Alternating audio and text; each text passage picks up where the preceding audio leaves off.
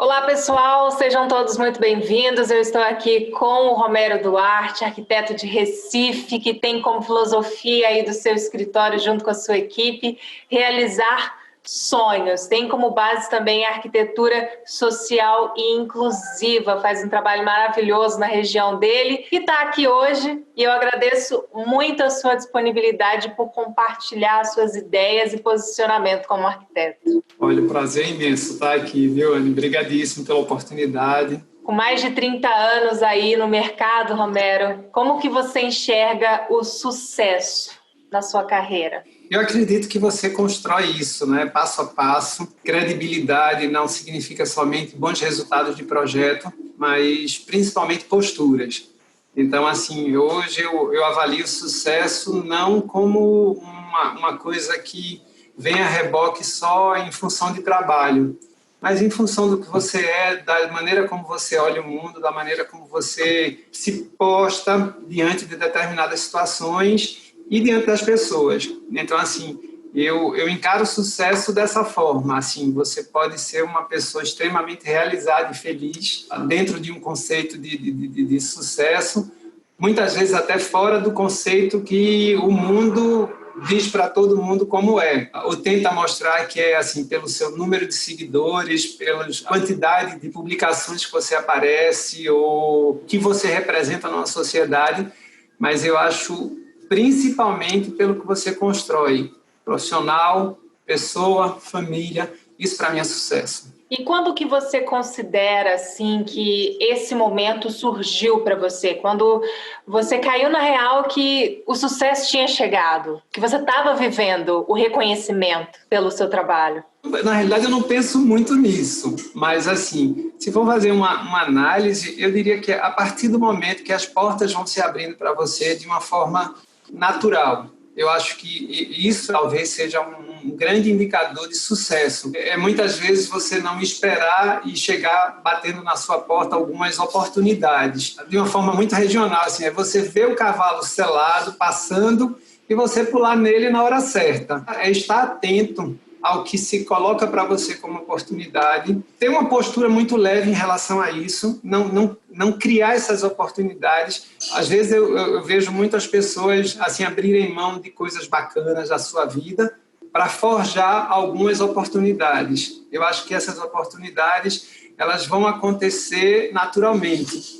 E quando você está numa posição de sucesso profissional, normalmente elas estão vindo para você por capilaridade. Você não precisa correr atrás daquilo ali, você não precisa abrir mão do que pensa, da maneira que você é, de passar por cima das pessoas. Isso passa a não fazer o menor sentido em existir. Então, eu acho que isso, para mim, é um momento de sucesso. Eu acho que quando você está nesse ponto que as coisas acontecem naturalmente, eu acho que você chegou. Você falou sobre capilaridade, assim, se tratando sobre escala de demanda de projetos assim no seu escritório. Certo. Em algum período assim da sua trajetória com a sua equipe, você percebeu que vocês tinham um número muito superior do que o que vocês conseguiam absorver como profissionais? Ou o contrário, também vocês entenderam que vocês precisavam correr atrás de mais projetos? Teve esse limiar assim? Veja, sempre. Eu acho que isso é uma preocupação que a gente tem o tempo inteiro de descobrir novos mercados. Eu acho que isso faz parte de uma estratégia de crescimento. A nossa estrutura hoje é uma estrutura voltada para isso, para a captação de clientes. A gente chegou num volume de clientes hoje que, assim, eu poderia dizer com tranquilidade, mas esse não é o nosso objetivo, porque não tudo que for zona de conforto para a gente, eu não quero me encaixar nela, tá? Mas, assim, hoje a gente poderia viver dos nossos clientes que a gente já tem e do que vem naturalmente através dos filhos, dos negócios paralelos que acontecem depois de um projeto. Eu vejo isso, assim, que a gente está sempre correndo atrás de novas oportunidades como estratégia de crescimento. E sempre que a coisa, assim, ou diminui ou aumenta, a gente está sempre colocando isso na balança, está sempre tentando entender o momento, esse momento que está acontecendo agora na vida de todo mundo, de isolamento, essa coisa assim.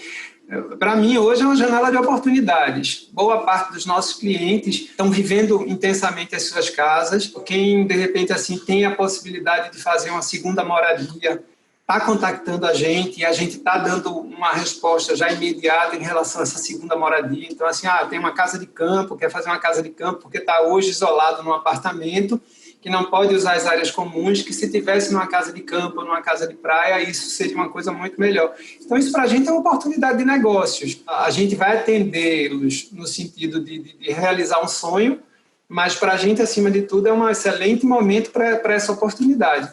Então, assim, é estar sempre atento para o movimento do mercado e seguir conforme o fluxo. A gente encara muito os momentos dessa maneira, assim, não é um momento só, mas essa coisa o tempo inteiro acontecendo. Ou seja, quando para-se para pensar em tudo que está acontecendo hoje em dia, principalmente da forma como a gente olha para dentro da nossa casa, né? A gente não está vivendo tanto o social, mas a gente está espelhando o convívio com as pessoas que vivem conosco. Então, isso é maravilhoso, realmente, falar sobre uma janela de oportunidade em tempos de crise é justamente o crucial onde ela vai surgir, né? A oportunidade. Sem dúvida alguma.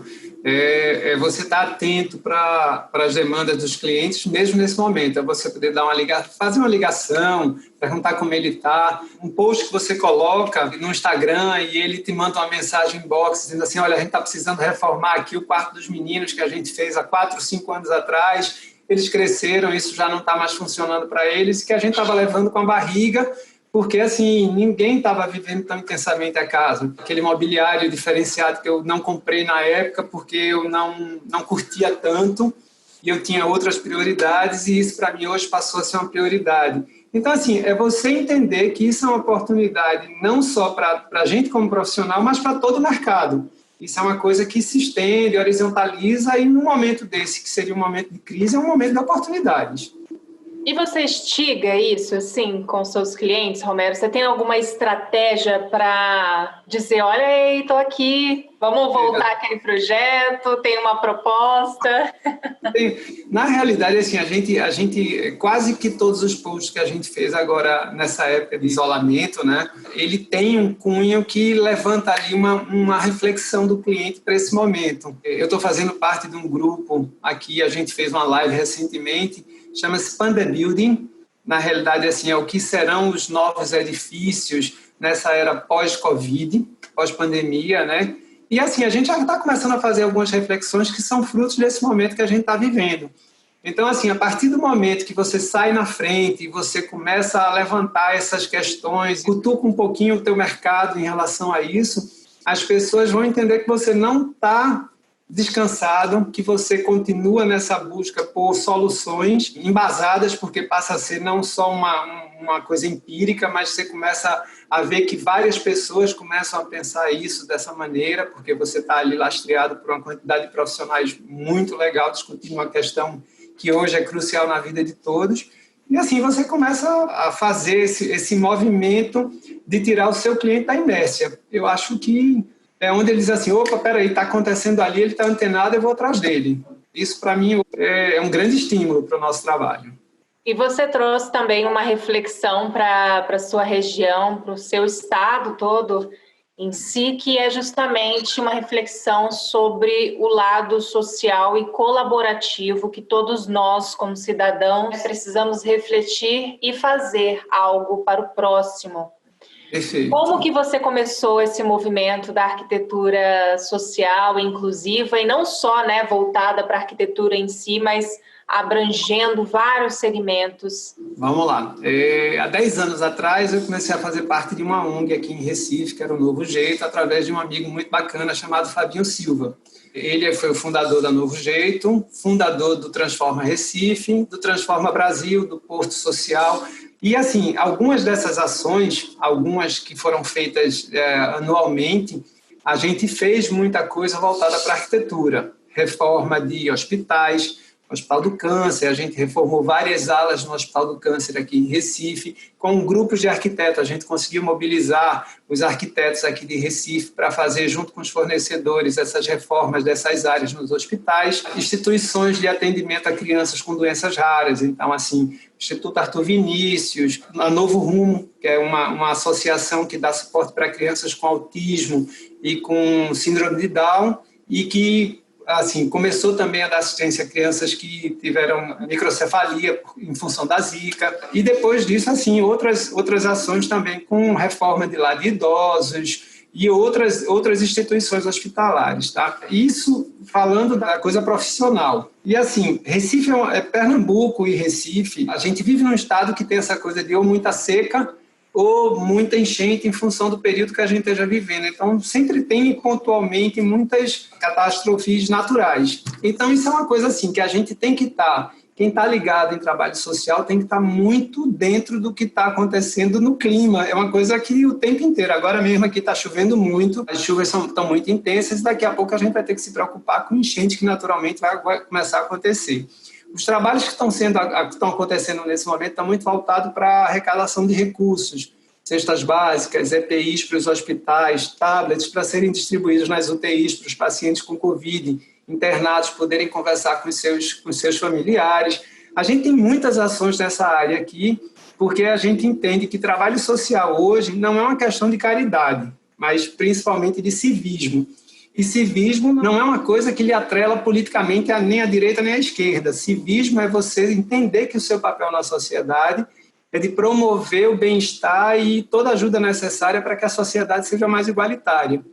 Então, assim, a partir do momento que você veste essa camisa como profissional, eu acho que a sua empresa ela passa a ter um destaque diferenciado, não como se isso fosse uma troca, mas entender que a partir do momento que você vive isso lhe traz uma série de benefícios independente do seu objetivo final, que seria promover isso, tá? Então, quando a gente imagina que para você passar numa boa faculdade nos Estados Unidos, no teu currículo, se você prestou serviço social, se você era voluntário em alguma coisa, isso lhe acrescenta pontos naquela cadeira que você está pleiteando dentro da faculdade, naquela vaga. Por que não? Isso não vai acontecer com um trabalho seu na vida aqui hoje. Tipo assim, as pessoas vão olhar para você e dizer assim, esse além de ser um bom profissional, é uma pessoa que faz diferença nesse mundo que a gente vive. E você conseguiu identificar assim, esse momento da necessidade, quando realmente essa coisa piscou para você assim, como atenção? Vamos fazer alguma coisa. Não, assim, na realidade, todo o processo foi muito natural. A gente terminou se envolvendo de tal forma que hoje, assim, eu brinco com o Fabinho porque tanto ele quanto eu, tipo assim, passou uma noite chovendo muito, mas chovendo muito mesmo. No outro dia a gente já se fala, diz, vamos ficar atento aí, porque a gente vai ter que dar suporte aí, provavelmente, para uma dessas cidades na zona da mata aqui, que é próximo ao litoral, que é onde desaguam todos os rios do estado. Provavelmente, no meio do caminho, você vai ter algumas cidades que toda a região ribeirinha vai sofrer muito e vai ter muita gente desabrigada. Um incêndio de uma favela, tipo assim, teve um incêndio numa favela, a gente vai provavelmente ser uma das primeiras entidades a chegar lá para dar assistência social. E isso é muito bacana porque, assim, deixa de ser uma obrigação e passa a ser uma agenda. Eu acho que esse é o grande lance que todo brasileiro ou toda empresa precisa entender que tem que ter. Tem que ter uma agenda social, que não é montada por entidades, não é montada por uma ONG, mas é montada pelo movimento interno do coração de quem gere. A gente sente realmente, né? Você falando assim, eu fui pensando em várias situações mesmo que eu já participei e que eu ainda posso participar ainda mais. A gente sente como se fosse um papel de encaixe necessário que cada um precisa ter na sociedade. Falando um pouco mais assim sobre a arquitetura até, está na essência da profissão, a construção da sociedade, da base da sociedade também, né? Perfeito. O que eu vejo muito é que, assim, quando a gente sai da faculdade, a gente sai muito querendo mudar o mundo através da construção propriamente dita. Assim, entender que não é fisicamente que a gente modifica uma sociedade. A gente modifica a sociedade através de uma mudança no mindset mesmo. Essa coisa de assim, eu pensava dessa maneira, hoje eu penso diferente. Essa construção que é feita é que desperta nas pessoas, nos movimentos, o diferencial para poder executar essas ações. É preciso sair dessa... Eu falo muito de zona de conforto, porque realmente é assim, é a pior coisa que existe numa pessoa é zona de conforto. É assim, é você não se importar. Não existe coisa pior na vida do que uma pessoa que não se importa, seja com o outro, seja com o pensamento do outro, seja com o que tem à sua volta. Isso é muito ruim. Indiferença é uma coisa que não leva ninguém a nada. E o que você acha que nós, que somos admiradores do seu trabalho, todos que estão aqui acompanhando essa entrevista, essa história que você tem na sua trajetória, pode ajudar mais? Quais seriam os passos que a gente poderia aí dar para conseguir fazer a diferença? Vamos lá. Como pessoa, nunca imaginar que você precisa fazer nada grande para startar esse movimento. Assim, pequenas ações são capazes de grandes resultados e isso é uma coisa espetacular e que cada vez mais é comprovado na minha vida. Muitas vezes, assim, com um insight que você tem, com uma bobagem, uma maneira de fazer diferente, qualquer coisa que possa ajudar ou melhorar uma comunidade, um espaço, um entorno, isso é primordial. E as ações grandes, elas vão acontecer naturalmente, porque elas vão se juntando a outras. Isso é como um leito de rio que vai no seu caminho colhendo rios secundários. Quando você vê, você vai desaguar lá naquele mazão lá na frente e você vai entender que isso faz parte, assim, do que você achava que era grande, que era você como o rio, que os outros eram pequenos como afluentes secundários. Quando você chega diante do mar, você vê que você é simplesmente uma parte desse contexto. Você não é essa figura, você não é o mar. Você achava que era alguma coisa, o principal disso. É realmente assim, objetivar que você pode fazer pequenas ações que vão gerar grandes ações no futuro, tá? Eu acho que esse é o primeiro ponto como pessoa. E como profissional, hoje eu me utilizo, e digo isso com todo respeito e sem nenhuma vergonha disso, me utilizo dos meus conhecimentos, dos meus contatos, da minha rede social para ser esse elemento transformador hoje na sociedade. Antes de você ser um bom profissional, seja uma boa pessoa. Eu acho que isso é que a gente está carecendo mais hoje. Porque o mercado está cheio de bons profissionais, mas pessoas que seus movimentos são endógenos, né? Eles funcionam de forma muito interna para si mesmo. Eles não têm abrangência, não têm capilaridade, não vão adiante. E eu acho que a gente não pode ter essa postura hoje na sociedade que a gente vive. Tá aí o recado do Romero Duarte para a gente.